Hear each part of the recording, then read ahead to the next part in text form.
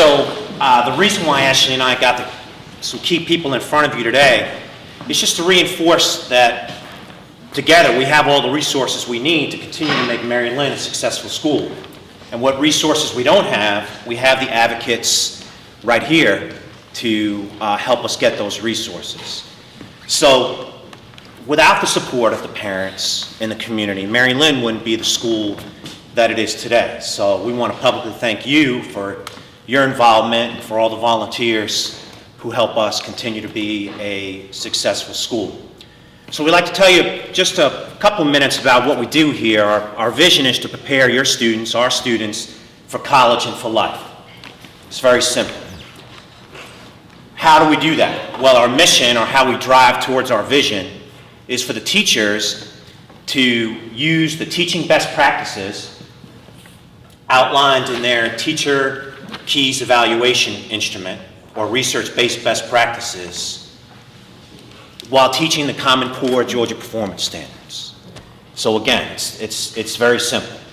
Our roles as administrators are to remove the barriers that hinder the teachers from using or from being experts in the research-based best teaching practices and the Georgia Performance Standards, and how to merge those together to provide the students with a quality education.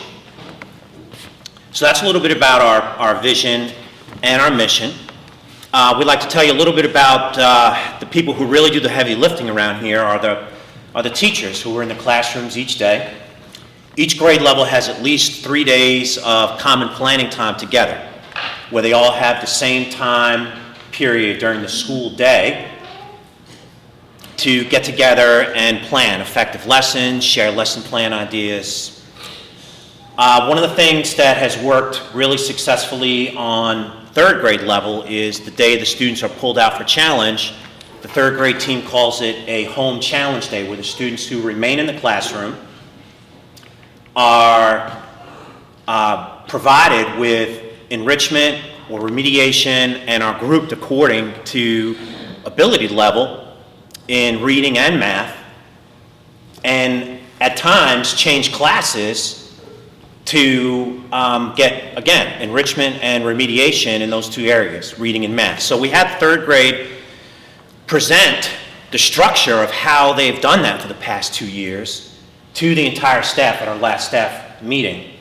And Ashley and I put the expectation out to fourth and fifth grade that their days need to be structured similarly to what third grade is doing. So challenge, the first full week of challenge will begin on Monday, and the grade levels will most likely start their home challenge day probably the following week. So for grades 3 through 5, keep your ears open for your students coming home and talking about what they do when they have remain in the classroom when the students leave for challenge. That's 1 day per week.